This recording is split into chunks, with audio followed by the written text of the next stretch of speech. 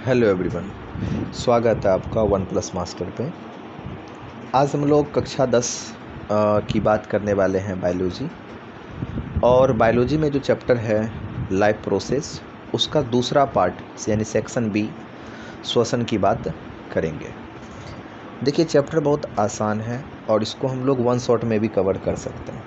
लेकिन one shot में cover करने में क्या होता है कि चीज़ें जो है आपको एक साथ मिल जाता है और उतना चीज़ हम लोग याद नहीं कर पाते। इसलिए हम प्रयास करेंगे कि जो श्वसन इसको 3 पार्ट में कवर करें। वैसे भी अगर आपको कोई भी कॉन्सेप्ट अगर अच्छा से सीखना है तो आपको थोड़ा सा टाइम देना पड़ेगा, थोड़ा सा जो है पेशेंस बना के रखना पड़ेगा। तो चलिए चैप्टर को स्टार्ट करते हैं। श्वसन क्या है? रिस्पिरेशन।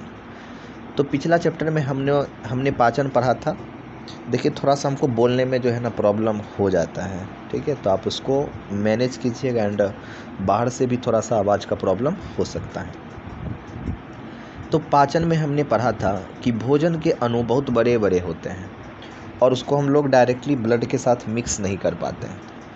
तो पाचन के प्रोसेस में उस बड़े से भोजन के टुकड़ा को छोटा छोटा टुकड़ा किया जाता है ताकि वो ब्लड के साथ मिक्स हो जाए। तो उसी प्रोसेस को हम लोग पाचन कहते हैं। अब यहाँ पे है श्वसन।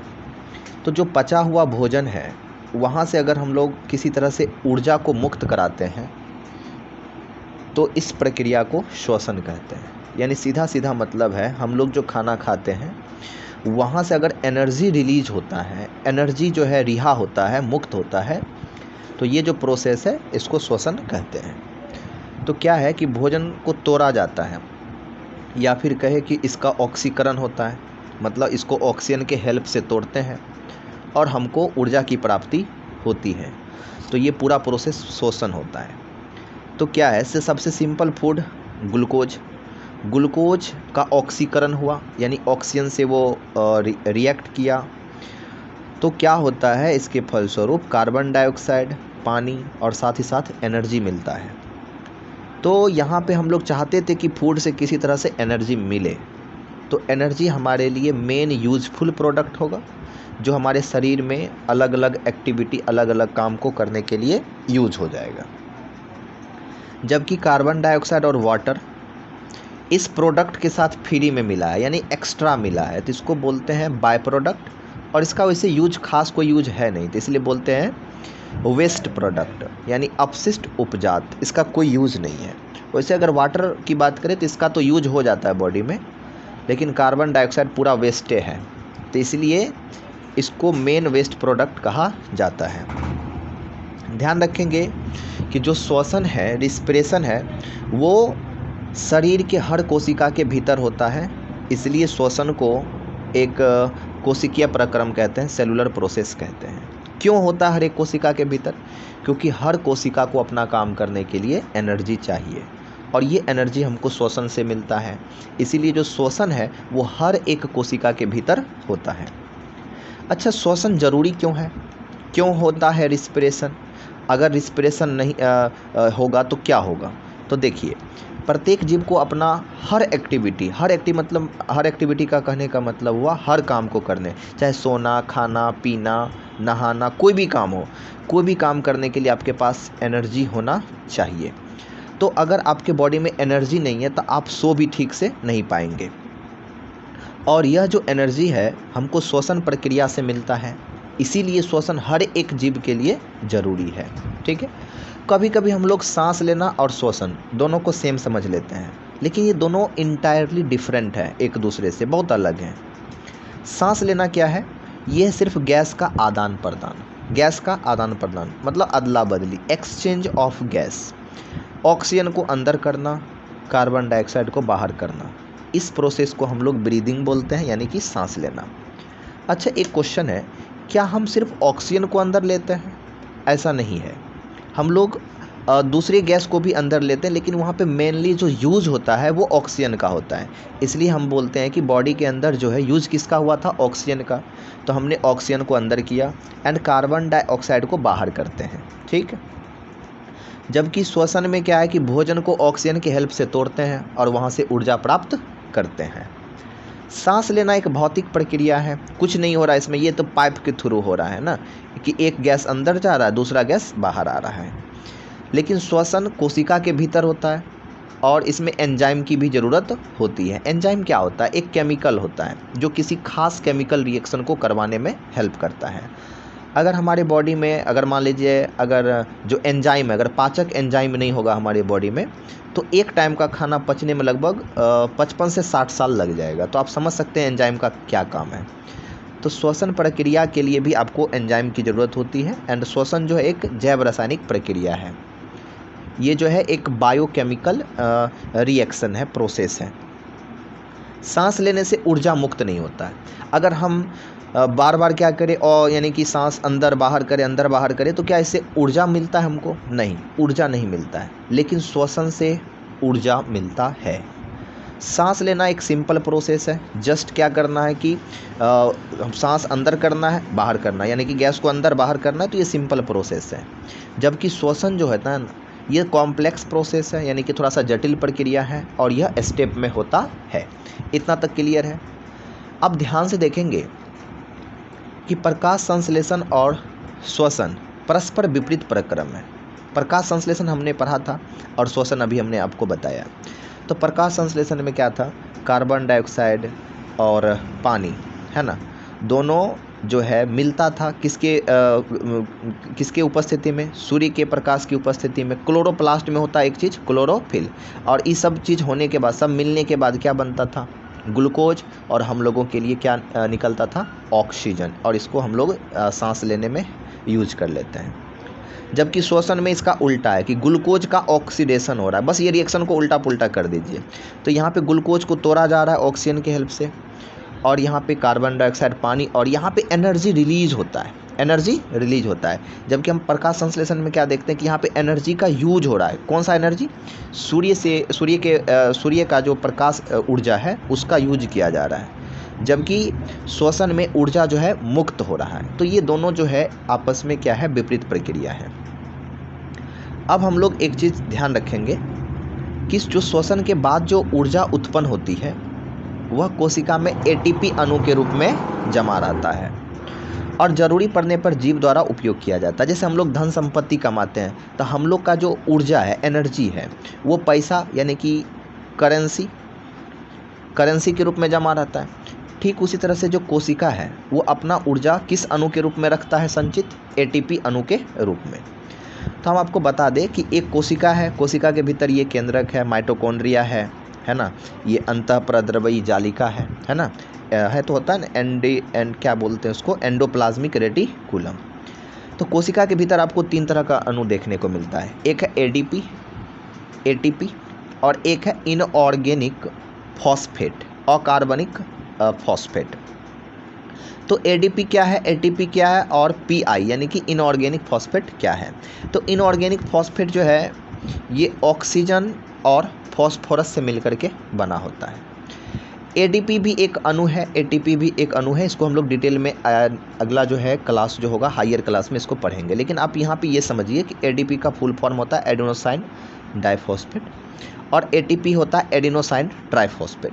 जो एडीपी अणु होता है उसके पास लो एनर्जी होता है ना, और एटीपी जो है उसके पास हाई एनर्जी होता है। यानी हम बोल सकते हैं कि एटीपी हाई एनर्जेटिक मॉलिक्यूल है और जो एडीपी है वो लो एनर्जेटिक मॉलिक्यूल है। इतना तक आया समझ में? तो जो कोशिका के भीतर जो ऊर्जा जमा रहता है वो किसके रूप में जमा रहता है? एटीपी के रूप में। चलिए अब हम लोग आगे बढ़ते हैं। अब हम लोग देखते हैं कि एनर्जी स्टोर कैसे होता है और उसको कोशिका के द्वारा यूज कैसे करते हैं। तो देखिए, श्वसन से जो ऊर्जा मिलता है उसका हम लोग यूज क्या करते हैं कि कोशिका के भीतर जो एडीपी अणु था जिसके पास लो एनर्जी था और जो फॉस्फेट यानी इनऑर्गेनिक फॉस्फेट था, दोनों अणु को हम लोग मिलाते हैं। किसके हेल्प से? ऊर्जा देकर के दोनों को एक कर देते हैं। और ये जब दोनों एक हो जाता है ना तो एटीपी बनता है। और एटीपी हम जानते हैं कि ये हाई एनर्जेटिक मॉलिक्यूल है। तो ये एनर्जी के रूप में स्टोर हो गया। अब हमको इस एटीपी का यूज करना है, इसको यूज करना है। तो एनर्जी का उपयोग कैसे होगा? तो जब ज़रूरी पड़ता है कोशिका में, तो एटीपी टूटता है और इसको तोड़ने का काम पानी करता है। तो जब ये टूटता है तो बनता है यही चीज़ एडीपी प्लस इनऑर्गेनिक फॉस्फेट। और जो एनर्जी हम लोग जितना एनर्जी दिए थे ना दोनों को एक करने में, उतना ही ये दोनों जब अलग होगा तो उतना ही एनर्जी जो है रिलीज़ होता है। और ये एनर्जी सेल में उपयोग के लिए उपलब्ध होता है। कोशिका में इसका जो अलग अलग उपयोग हो जाता है। ठीक है। अब यहाँ पे बुक में एक चीज़ देता है कि एटीपी को कोशिकाओं की ऊर्जा मुद्रा एनर्जी करेंसी कहा जाता है। क्यों कहते हैं एटीपी को एनर्जी करेंसी? तो देखिए, तो जिस तरह से जो करेंसी है यानी पैसा है, तो करेंसी का यूज जैसे हम मान लीजिए अब मेरी वाइफ है, ठीक है, तो मेरी वाइफ है, मान लीजिए उसका नाम है दिव्या, ठीक है।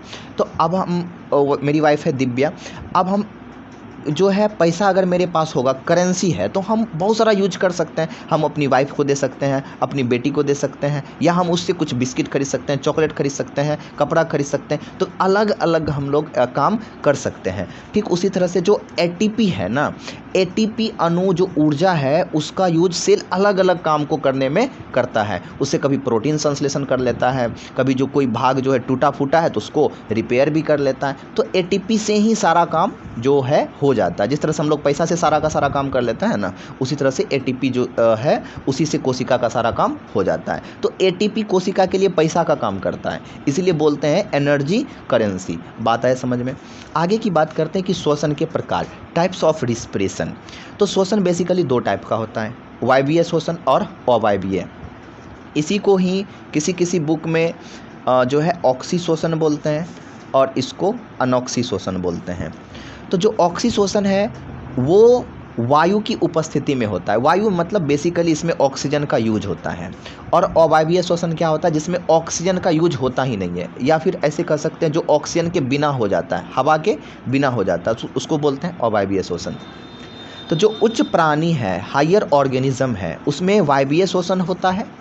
और जो लोअर ऑर्गेनिज्म जैसे ईस्ट हो गया और कुछ बैक्टीरिया है, उसमें अवायवीय श्वसन होता है। और कभी कभी हम लोगों में भी अवायवीय श्वसन होता है। कब होता है ये हम आपको डिटेल में आपको पढ़ाने वाले हैं। वायवीय श्वसन में अगर हम स्टेप को देखें तो ये स्टेप ध्यान रखिएगा, ठीक है। तो इसमें क्या है? सिंपल फूड ग्लूकोज, ग्लूकोज का एक अणु कोशिका के कोशिका द्रव में टूट जाता है। किस में? पायरुवेट या पायरुविक अम्ल में टूट जाता है। ग्लूकोज टूटता है किस में? पायरुवेट या पायरुविक अम्ल में। अब यहाँ पे कहेगा सर ये पायरुवेट या पायरुविक अम्ल क्या होता है? तो ये देखिए, ये फॉर्मूला होता है CH3C double bond O COOH। तो इसको बोलते हैं ये कीटोनिक कीटोनिक कार्बोक्सिलिक एसिड है, कार्बोक्सिलिक एसिड है। लेकिन इसका फॉर्मूला पढ़ा करके कोई फ़ायदा है नहीं, फिर भी जानकारी के लिए आपको बता दिए कि ग्लूकोज का एक अणु पायरुवेट या पायरुविक अम्ल के दो अणु में टूट जाता है। और ये प्रोसेस होता है कोशिका द्रव्य में, और इस प्रोसेस को बोलते हैं ग्लाइकोलिसिस। ग्लाइकोलिसिस, ठीक है, लाइसिस बोल सकते हैं ना, ग्लाइकोलिसिस। ग्लाइको का मतलब ग्लूकोज, लेसिस का मतलब होता है टूटना। यानी ग्लूकोज जब टूटता है पायरुविक या पायरुविक अम्ल या फिर पायरुवेट में, तो इस प्रोसेस को बोलते हैं ग्लाइकोलिसिस। और क्वेश्चन पूछा जाता है कि ग्लाइकोलिसिस होता कहाँ है? कोशिका द्रव में। कोशिका द्रव को अंग्रेजी में क्या बोलते हैं? साइटोप्लाज्म। और इस बार जो बीएड का जो एंट्रेंस एग्जाम हुआ था उसमें ये क्वेश्चन आया था, ठीक है। और ये यहाँ पे कितना अणु बनता है पायरुवेट या पायरुविक अम्ल का? 2 अणु। इसके बाद अब जो आगे क्या जो प्रोसेस है, आगे का प्रोसेस वो इस बात पर डिपेंड करता है कि यहाँ पे ऑक्सीजन अवेलेबल है कि नहीं है, मतलब ऑक्सीजन मौजूद है कि नहीं है।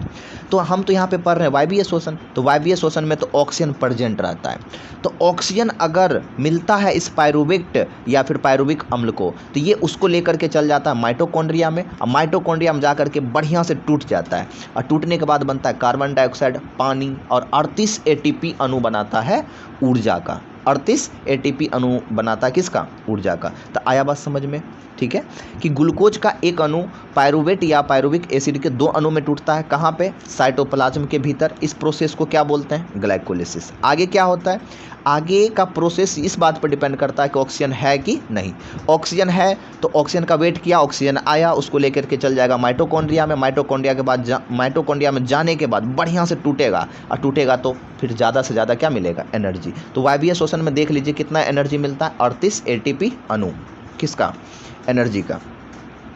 अब अवायवीय श्वसन एगो हम देख लेंगे ईस्ट में, यानी यहाँ पे जो हमने पढ़ाया था कि ईस्ट में पढ़ेंगे और देखेंगे कि मानव में ये कब होता है अवायवीय श्वसन, और दोनों का प्रोडक्ट भी अलग अलग होगा।